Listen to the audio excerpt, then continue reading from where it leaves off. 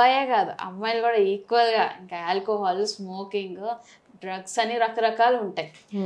So ఆ addiction అంటే ఎందుకు తీసుకుంటారు, అంత ఎడిక్ట్ ఎందుకు అవుతారు, అందులో ఏముంటుంది, అది తీసుకోవడం కరెక్టేనా, ఆ ఎడిక్షన్ ఎంతవరకు కరెక్ట్, దానికి లిమిట్స్ ఉంటాయా లేదా, లేదా అసలు తీసుకోకూడదా అనేది ఏంటి, అలా వాళ్ళ లైఫ్లో వాళ్ళ సైకలాజికల్ ఇంపాక్ట్ ఎలా ఉంటుంది వాళ్ళ లైఫ్లో ఆల్కహాల్ కన్జ్యూమ్ చేసిన. ఇప్పుడు ఫస్ట్ ఆల్కహాల్ అడిక్షన్ అన్నారు కదమ్మా. అడిక్షన్ అంటేనే ఒక లిమిటేషన్స్ అన్ని క్రాస్ అయిపోయి సో వాళ్ళ ఆల్కహాల్ లేకుండా ఉండలేని సిచ్యువేషన్కి వచ్చారు. అంటే ఉండలేని సిచ్యువేషన్కి వచ్చారంటే ఆల్రెడీ వాళ్ళ లైఫ్ ఇంపాక్ట్ అవుతూ ఉంటుంది. సో సైకలాజికల్గా, ఫిజికల్ హెల్త్ విషయంలో, రిలేషన్షిప్స్, వర్క్ అన్నీ కూడా ఇంపాక్ట్ అవుతూ ఉంటాయి. సో బేసికల్గా అడిక్షన్ అనేది అయితే వాళ్ళకి ఇంపాక్ట్ అవుతుంది కాబట్టి కరెక్ట్ కాదనే చెప్తాం మనం.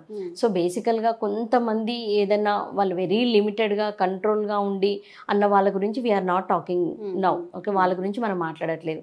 కానీ ఎవరైతే అడిక్షన్లోకి వెళ్ళారో ఎస్పెషల్లీ యూత్, వాళ్ళ గురించి అయితే ఇప్పుడు మనం నిజంగా డిస్కస్ చేసుకోవాలి.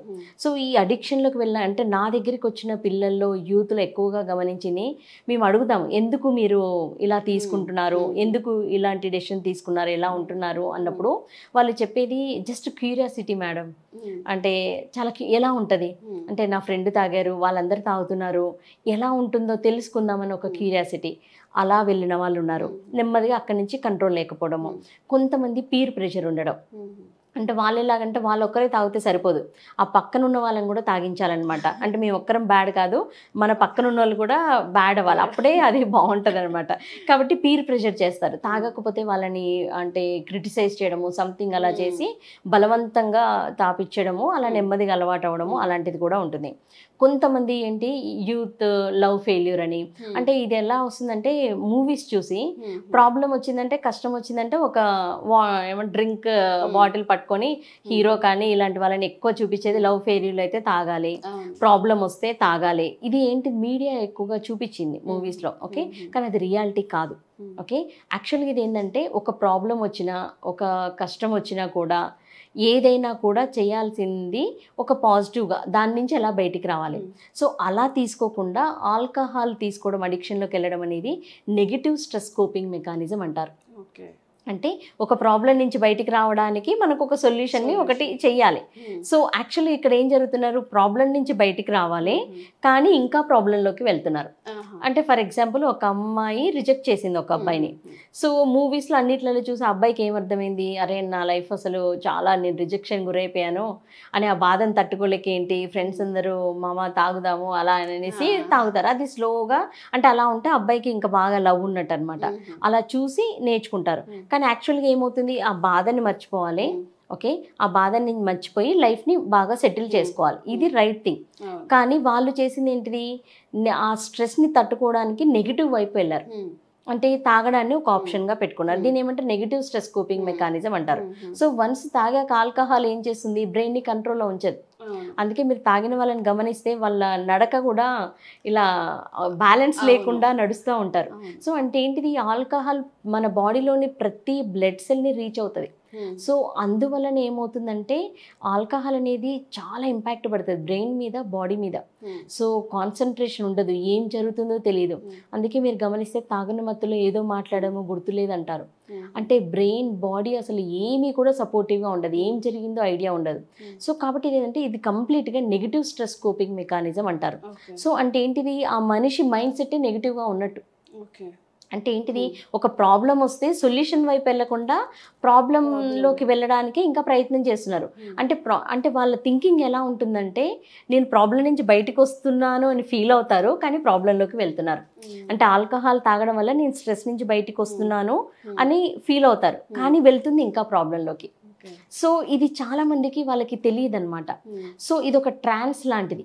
ఈ alcohol negative stress coping mechanism ఉంది కదమ్మా, ఈ నెగిటివ్ స్ట్రెస్ కోపింగ్ మెకానిజం ఏం చేస్తుందంటే వాళ్ళని పాజిటివ్ డైరెక్షన్ వైపు తీసుకెళ్ళదు. అలా నెగిటివ్ స్ట్రెస్ కోపింగ్ మెకానిజం ఉంది అంటేనే వాళ్ళు నెగిటివ్ థింకర్స్ అనమాట. అంటే సొల్యూషన్ వైపు వద్దామని చూడరు, ప్రాబ్లంలోకి వెళ్తూ ఉంటారనమాట వాళ్ళు ఇంకా. సో ఇది ఏం చేస్తుందంటే ఈ ఆల్కహాల్ అడిక్షను ప్రాబ్లం నుంచి ఇంకా బయటికి రావాలని ఇంకా ఎక్కువ తీసుకుంటూ ఉంటారు. అంటే ఇట్స్ ఏ ఇల్యూజన్ వాళ్ళకి. సో కాబట్టి ఏంటంటే దీనికి ఖచ్చితంగా ఫ్యామిలీ సపోర్ట్ కావాలి. ఇలాంటి వాటి నుంచి బయటికి రావాలంటే ఫ్యామిలీ సపోర్ట్ కావాలి, ఫ్రెండ్స్ సపోర్ట్ కావాలి, వాళ్ళకి ఓన్గా బయటికి రావాలని ఉండాలి. సో అడిక్షన్ కూడా చాలా థెరపీస్ ఉంటాయి, ట్రీట్మెంట్స్ ఉంటాయి, కౌన్సిలింగ్స్ ఉంటాయి. సో వాళ్ళ హెల్ప్ సీకింగ్ నేచర్ కూడా దానికి రావచ్చు ఎప్పుడైతే ఫ్యామిలీ సపోర్ట్ లేదో. రీసెంట్గా నా దగ్గరికి వచ్చిన స్టూడెంట్స్లో అమ్మ పీర్ గ్రూప్ వల్ల ఎఫెక్ట్ అవ్వడంతో పాటు దానికి రీజన్ ఏంటంటే కాలేజ్ సరౌండింగ్స్లోనే ఇవన్నీ అందుబాటులో ఉంటున్నాయి. సో అందుబాటులో ఉండడం వల్ల ఏంటంటే వాళ్ళకి ఈజీ యాక్సెసిబిలిటీ అయిపోయింది. సో కావాలి అన్నప్పుడు అందుబాటులో ఉండడం వల్ల ఈజీగా ఆ థాట్ వచ్చినా కూడా అందుబాటులో లేకపోతే కొంచెం కంట్రోల్లో ఉంటారు. కానీ యాక్సెసిబిలిటీ అనేది ఎక్కువగా ఉండడం వల్ల ఇమీడియట్గా దాని వైపు వెళ్తున్నారు. సో కాబట్టి ఏంటంటే ఆ ఫ్రెండ్ సర్కిల్ కూడా అంటే ఆల్కహాల్ తీసుకుంటేనే వాళ్ళు గ్రేట్ గ్రూప్ అనమాట. ఇప్పుడు కాలేజ్లో గ్రూప్స్ ఉంటాయి కదా, సో ఆల్కహాల్ ఎవరైతే తీసుకుంటున్నారో వాళ్ళందరూ చాలా గ్రేట్. సో ఎవరైతే తీసుకోరో వాళ్ళు ఇంకంత వేస్ట్ అనమాట అన్నది ఒక కాలేజ్లో క్రియేట్ చేస్తున్నారు. సో దానివల్ల ఏంటంటే ఆ ప్రెషర్ కూడా కొంతమంది వెళ్ళి ఆ గ్రూప్స్లో జాయిన్ అవ్వడము, ఆల్కహాల్ తీసుకోవడం. కొంతమందిలో నేను గమనించింది ఏంటంటే సో వాళ్ళ దగ్గర డబ్బులు ఉండవు. సో ఎవరైతే డబ్బు ఉన్నారో వాళ్ళకు కూడా హ్యాబిట్ చేస్తారు, ఎందుకంటే ఫండ్ కూడా జనరేట్ అవ్వాలి కదా. సో వాళ్ళ దగ్గర నుంచి అంతా కలిపి తీసుకోవడము ఇలాంటిది ఉంటుంది. సో యాక్చువల్గా ఏంటంటే ఆల్కహాల్ అడిక్షన్లో మేము థెరపీకి వచ్చిన వాళ్ళలో మేమేం క్రియేట్ చేస్తామంటే వాళ్ళని క్వశ్చన్స్ అడుగుతాం. మెయిన్ ఏంటంటే వాళ్ళకి థాట్స్లో షిఫ్ట్ జరగాలి. ఆలోచన విధానమే నెగిటివ్గా ఉంది, దాన్ని పాజిటివ్ వైపుకి షిఫ్ట్ చేసే ప్రాసెస్లో కొన్ని క్వశ్చన్స్ అడుగుతాం వాళ్ళని. కొన్ని టెస్ట్ మోనియల్స్ అవన్నీ కూడా చూపిస్తాము వాళ్ళకి. కొన్ని టెస్ట్ కూడా కండక్ట్ చేస్తాం. కండక్ట్ చేసిన తర్వాత ఓరియంటేషన్ ప్రోగ్రామ్స్ ఇవన్నీ కూడా ఉంటాయి. దాని తర్వాత వాళ్ళు అడిగిన క్వశ్చన్స్లో వాళ్ళకి మీ క్లాస్లో ఎంతమంది ఉన్నారు అని అడిగామనుకోండి, ఒక ఇంజనీరింగ్ చదివే అబ్బాయిని, సో 30 మెంబర్స్ ఉన్నారు అని అంటాడు. 30 మెంబర్స్లో మీరు ఎంతమంది ఆల్కహాల్ తీసుకుంటున్నారు, మీ గ్రూప్ మీ పీర్ గ్రూప్ ఎంతమంది ఉన్నారు, రెగ్యులర్గా వెళ్తారంటే ఒక 10 మెంబర్స్ మేడం అని అంటారు. సో మరి ఆ 10 మెంబర్స్ నేను మిగతా 9 మెంబర్స్ నేను లాగి తీసుకెళ్లారా లేకపోతే ప్రెజర్ చేశారా, నువ్వు ఎలా వెళ్ళావు, నీ క్యూరియాసిటీతో వెళ్ళావా అని అడుగుతాం. సో కొంతమంది క్యూరియాసిటీ అని చెప్తారు, కొంతమంది ప్రెజర్ వల్ల తీసుకెళ్ళామంటారు. సో వాళ్ళను బాగా అడిగారని చెప్తారనమాట. సో ఇప్పుడు మేము అడిగే క్వశ్చన్ ఏంటంటే క్లాస్లో 30 మెంబర్స్ ఉన్నారు, 10 మెంబర్స్ ఇలా ఉన్నారు, నిన్ను అడిగిన వాళ్ళు మిగతా వాళ్ళని కూడా అడుగుతారు కదా ఖచ్చితంగా. సో వాళ్ళను కూడా ప్రెజర్ చేశారు, వాళ్ళను కూడా ఆల్కహాల్ తాగమన్నారు, కానీ they took stand for them. వాళ్ళ కోసం వాళ్ళు స్టాండ్ తీసుకొని వాళ్ళు వెళ్ళలేదు. ఓకే, అంటే ప్రతి చోట పాజిటివ్ నెగిటివ్ అనేది రెండు ఉంటుంది. నీ చాయిస్, నువ్వు నెగిటివ్ వాళ్ళ వైపు వెళ్తావా, నువ్వు పాజిటివ్ వాళ్ళ వైపు వెళ్తావా అన్నది నీ చాయిస్. సో ఇక్కడ ఏంటంటే వాళ్ళు ప్రెజర్ చేసావని అంటున్నావు, కానీ ఇర్రేషనల్ థాట్ అనమాట ఇది. సో యాక్చువల్గా ఏంటంటే నీకు కూడా విల్లింగ్నెస్ ఉంది, ఎంత ప్రెజర్ చేసినా విల్లింగ్నెస్ లేకపోతే ఆ క్లాస్లో ఉన్న మిగతా వాళ్ళు కూడా వెళ్ళకుండా ఉన్నారు కదా. సో అలా ఉంటారనమాట. సో ఇలా ఏం చేస్తామంటే వాళ్ళు ఇర్రేషనల్ థాట్స్ని చూపిస్తాం మేము ఫస్ట్, అప్పుడు యాక్సెప్టెన్సీ విల్లింగ్నెస్ అనేది వస్తుందన్నమాట.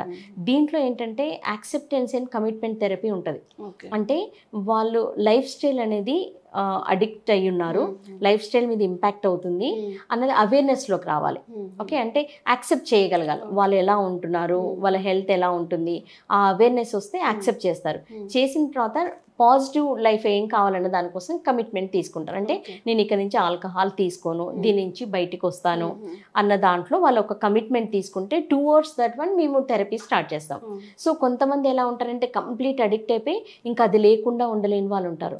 వాళ్ళు ఖచ్చితంగా కూడా రీహాబిలిటేషన్ సెంటర్ జాయిన్ అవ్వాల్సి ఉంటుంది. అంటే ఇంకా కౌన్సిలింగ్స్ కూడా వర్కౌట్ అవ్వవు వాళ్ళకి. అంటే కంప్లీట్గా వాళ్ళు ప్రాపర్టీలని పెట్టేసి, అంటే డబ్బులన్నీ ఖర్చు పెట్టేసి వాళ్ళ హెల్త్ని పాడు చేసుకుంటూ ఇంకా కంప్లీట్గా దాంట్లోనే ఉండే ఏ స్టేజ్ అయితే ఉంటుందో వాళ్ళు కంప్లీట్గా రీహాబిలిటేషన్ సెంటర్లో జాయిన్ చేసి వాళ్ళకి అక్కడి నుంచి ట్రీట్మెంట్ అండ్ థెరపీ రెండు ఇవ్వడం ద్వారా బయటికి తప్పకుండా వస్తారనమాట. సో యాక్చువల్గా ఏంటంటే దీన్ని ప్రివెంటివ్ చేయడం బెటర్. ఓకే, అంటే దాని ఇంపాక్ట్లోకి వెళ్ళి అడిక్షన్లోకి వెళ్ళారన్న దానికంటే ప్రివెంటివ్గా చేస్తే ఏమవుతుందంటే స్కూల్స్లో, కాలేజెస్లో, అన్ని చోట్ల ఇంటి నుంచి కూడా స్టార్ట్ అవ్వాలి. దానివల్ల ఏం ఇంపాక్ట్ అవుతుంది, సైకలాజికల్గా ఎలా ఎఫెక్ట్ అవుతుంది, మీ గోల్స్, డ్రీమ్స్ అచీవ్ అవ్వకుండా వేరే నెగిటివ్ వైపు ఎలా వెళ్తున్నారు, it's a negative stress coping mechanism. Okay, ఇలాంటివన్నీ కూడా ఓరియంటేషన్ ఇవ్వడం ద్వారా కొంత ప్రివెంటివ్ చేయొచ్చు.